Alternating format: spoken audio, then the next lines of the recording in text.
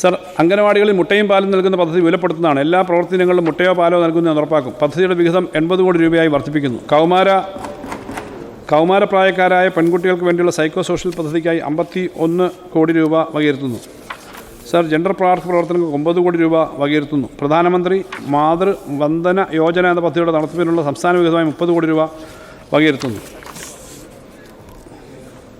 Sir, കുടുംബമോ മറ്റു പിന്തുണയോ ഇല്ലാതെ ശിശുമന്ദിരത്തിലൂടെ സംരക്ഷണം ലഭിച്ച കുട്ടികൾക്ക് 18 വയസ്സ് പൂർത്തിയാകുന്ന മുറയ്ക്ക് അവർക്ക് സ്വതന്ത്ര ജീവിതം നടത്തുന്നതിന് വേണ്ടിയിട്ടുള്ള ആഫ്റ്റർ കെയർ ഹോം സംവിധാനം ഏർപ്പെടുത്തുന്നതാണ്. ഈ പദ്ധതിയുടെ പ്രവർത്തനങ്ങൾക്കായിട്ട് 11 കോടി രൂപ മാറ്റിവെക്കുന്നു.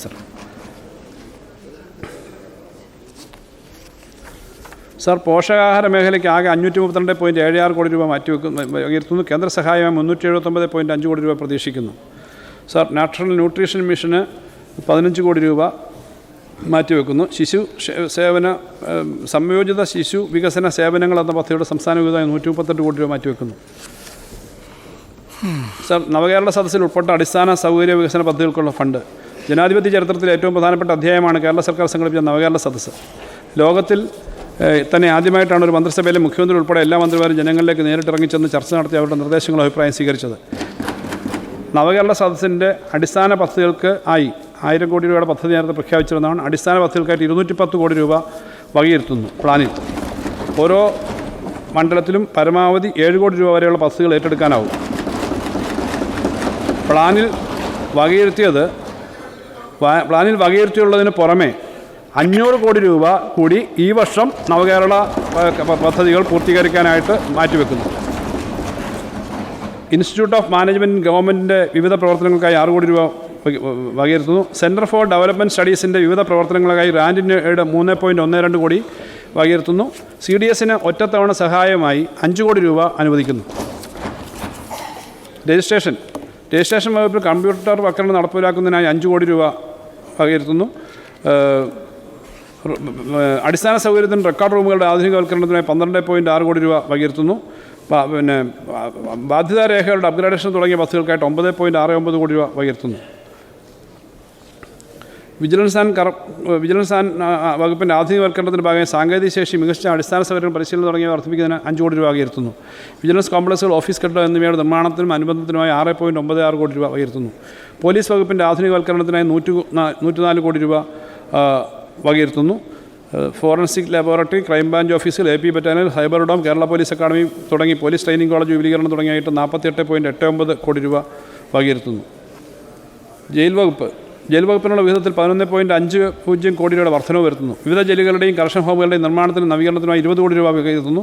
പാലാ മീനച്ചിൽ സബ് ജയിലിലുള്ള പുതിയ കെട്ടിടവും നിർമ്മാണം ഇതിൽ ഉൾപ്പെടുന്നു. സ്ഥലപരിമിതമായിട്ടുള്ള ജയിലുകളുടെ സൗകര്യം വർദ്ധിപ്പിക്കുന്നതിന് കൂടുതൽ പണം വകയിരുത്തും. സർ, കേരള ജുഡീഷ്യൽ അക്കാദമിയുടെയും സബോർഡിനേറ്റ് കോടതിയുടെയും ഹൈക്കോടതിയുടെയും ആധുനികവൽക്കരണത്തിനായി 17.04 കോടി രൂപ വകയിരുത്തുന്നു. ജുഡീഷ്യറി വകുപ്പിന് കീഴിലെ ഭൗതിക അടിസ്ഥാന സൗകര്യം മെച്ചപ്പെടുത്തുന്നതിന് 18 കോടി രൂപ വകയിരുത്തുന്നു. സോ, എക്സൈസ് ഉപകരണങ്ങളും ഓഫീസുകളുടെ നിർമ്മാണം എന്നിവയ്ക്കായിട്ട് 9.27 കോടി രൂപ വകയിരുത്തുന്നു. വിമുക്തി പദ്ധതിക്കായിട്ട് 12 കോടി വകയിരുത്തുന്നു. സർ, GST വകുപ്പ് അടിസ്ഥാന സൗകര്യങ്ങൾ ആധുനികവൽക്കരണ പ്രവർത്തനങ്ങൾക്കായി 8.10 കോടി രൂപയും നികുതി വരുമാനം വർദ്ധിപ്പിക്കുന്നതിനുള്ള ബോധവൽക്കരണ പ്രവർത്തനങ്ങൾക്കായിട്ട് 4 കോടി രൂപയും GST കോംപ്ലക്സുകൾ സ്ഥാപിക്കുന്നതിനായി 3 കോടി രൂപയും വകുപ്പിന് സ്വന്തമായി വാഹനങ്ങൾ വാങ്ങുന്നതിന് 8.8 കോടി രൂപയും ഉൾപ്പെടെ ചരക്ക് സേവന നികുതി വകുപ്പിലെ വിവിധ പ്രവർത്തനങ്ങൾക്കായിട്ട് 23.90 കോടി രൂപ വകയിരുത്തുന്നു. സർ, ട്രഷറി വകുപ്പിലെ വിവിധ പ്രവർത്തനങ്ങൾക്കായിട്ട് അടിസ്ഥാന സൗകര്യ വികസനത്തിനായിട്ട് 7.7 കോടി രൂപ വകയിരുത്തുന്നു. വികസന പ്രവർത്തനങ്ങൾക്കായി 7.5 കോടി രൂപയും പുതിയ കെട്ടിടങ്ങൾ നവീകരിക്കുന്നതിന് 4.3 കോടി രൂപയും ഉൾപ്പെടെ ആകെ 20 കോടി രൂപ വകയിരുത്തുന്നു. സർ, കേരളം പൂർണ്ണമായി സ്റ്റാമ്പിംഗ് സംവിധാനത്തിന് കീഴിലായത് ഈ സാമ്പത്തിക വർഷത്തിലാണ്. എല്ലാ തരത്തിലുള്ള നോൺ ജുഡീഷ്യൽ സ്റ്റാമ്പ് ഡിനോമിനേഷനുകൾ ഇപ്പോൾ സ്റ്റാമ്പായി തന്നെ നൽകി വരുന്നു. വെണ്ടർമാർക്ക് ട്രഷറിയിൽ പോകാതെ തന്നെ സ്റ്റാമ്പ് ലഭ്യമാക്കുകയും ഇടപാടുകൾക്ക് ആവശ്യാനുസരണം സ്റ്റാമ്പ് പേപ്പർ ലഭ്യമാക്കാൻ ഈ സംവിധാനത്തിലൂടെ സാധിക്കുന്നു. സ്റ്റാമ്പിൻ്റെ ലഭ്യത, കൃത്യത, സുരക്ഷ തുടങ്ങിയ ഇടപാടുകൾക്ക് ഏറ്റവും മെച്ചപ്പെട്ട സേവനം ഈ സ്റ്റാമ്പിംഗ് നൽകിയത് വഴി നടപ്പാക്കാനായിട്ടുണ്ട്. സർ, KFC സർ, ഈ കാലയളവിൽ KFCയുടെ ഓഹരി മൂലധനം 300 കോടിയിൽ നിന്നും 600 കോടി രൂപയായി വർദ്ധിപ്പിച്ചിട്ടുണ്ട്. KFCയുടെ ഓഹരി മൂലധനം 200 കോടി രൂപ വർദ്ധിപ്പിച്ച് 800 കോടിയായി ഉയർത്തുന്നതിന് നടപടി സ്വീകരിക്കും. സർ, KFC നടത്തുന്ന വിവിധ പരിപാടികളുണ്ട്. അതിനകത്ത് ഈ 10 പേർക്കെങ്കിലും നേരിട്ട് ജോലി കൊടുക്കുന്ന മുഖ്യമന്ത്രിയുടെ സംരംഭകത്വ വികസന പദ്ധതിയാണ് ഏറ്റവും പ്രധാനപ്പെട്ടത്. 2 കോടി രൂപ വരെയുള്ള വായ്പകൾ 3% സംസ്ഥാന സർക്കാർ സബ്സിഡിയോടുകൂടി 5% പലിശ നിരക്കിൽ ലഭ്യമാക്കുന്നു. ഈ പദ്ധതിയിലൂടെ ഇതുവരെ 2886 ലോണുകളിലായി വ്യവസായ സംരംഭങ്ങൾക്ക് 892.71 കോടി രൂപ വായ്പ അനുവദിച്ചിട്ടുണ്ട്.